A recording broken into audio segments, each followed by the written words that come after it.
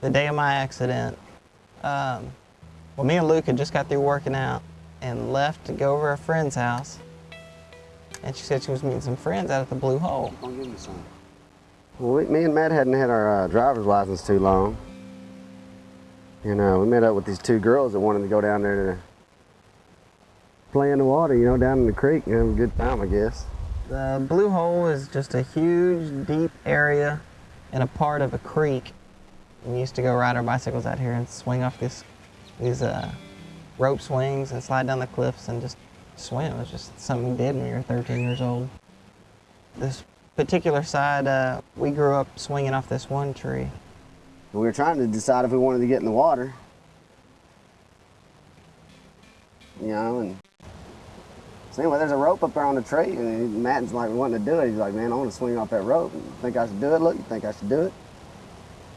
And I said, do what you want to do. If you're going to do it, you know? So anyway, he got his nerve up. Took him a little while to get his nerve up, you know. And I'll be damned, you know, if, whenever he went off to hang like that, and the rope kind of caught his feet. In other words, by that time, he was only about over a foot and a half deep of water, I guess, something like that. And I knew right when he landed, you know, something was going to be wrong.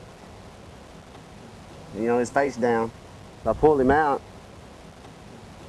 He said, I don't think I can move my legs. And I said, Matt, come on now. I said, don't be bullshitting me, man. You can move your legs. Try to move your legs.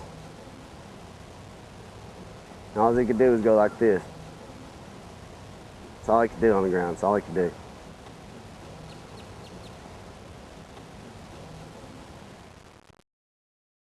Well, we got a message from the police saying Matthew Poole was in an accident. He's at such and such hospital. And then we got a message from the firemen saying the same thing. And we have Matthew's belongings. And then we got a message from a priest from the hospital saying, we need you to come up here, be careful, don't panic. He kind of said something like Matthew broke his back. So, that's scary. It was miscommunicated to him that Matthew had been killed in a car accident. And we were in Arkansas, so you can imagine the drive home. We just didn't know what to think. We went on vacation up to Arkansas. I forget Lake DeGray, I think it was. We'll stay a week up there camping, or not camping out, but actually had a little resort room. So we went up there. We had been there 2-3 days, and finally my station sergeant had tracked me down and told me that Matthew had been in an accident, and he wouldn't tell me anything other than he was in really bad shape. So longest drive I ever drove back to Dallas. Probably once we got into the Metroplex is whenever we finally, I think cell phones, we had the one in the bag, the big, in the car. And I think he finally got somewhat correct information. We found out he was in ICU at Methodist Central, and we got up there. Well, the doctors,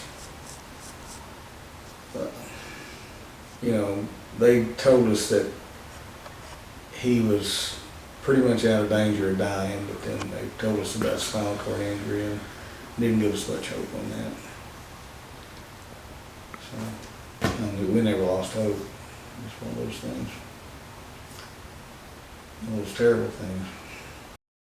I remember getting to the emergency part of the hospital and seeing people we knew, and they took us to the priest and the doctor, and they were trying to, prepare us for what we were about to see. My uncle stayed back, and I just went in, and I remember seeing Matthew with the neck thing, and his body was going into shock. He was so scared, and he didn't know what was going on. At the same time, he was like trying to make me feel okay. He went for my hand, and he had a girlfriend at the time, and he was like, tell Amber I love her, and he was trying to make me feel better and thinking of his girlfriend while he's going through this, and it was just all a big shock. And they tried their best to, calm him down. I just remember the doctors and nurses all over him. They had to give me a screw in each side of my head and no anesthesia. And poor Julie sat there and watched them do that, and held my hand while they did it. It's pretty crazy. So I'm sure she was in as much agony as I was at the time. They put you in traction, so they have to put screws in your head so you won't move. And then they flip you over, you're upside down.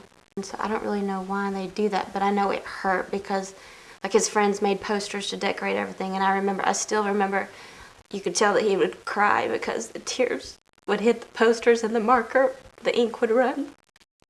Yeah, because I was younger and I would crawl under there, you know, when they'd have to switch him over. I think it was to prevent bed sores, if I'm not mistaken. And I would crawl under there and talk to him. And Yeah, because it was hours. He had to stare at the floor for he hours. hated that. He hated. He could, yeah, and he could feel because the you just pain feel up like you're here. gonna fall. I mean, there's nothing. I mean, you're obviously all strapped in, but to him, he had no control. If something broke or he would fall, and his tears would hit my face because he'd be just like, looking at me.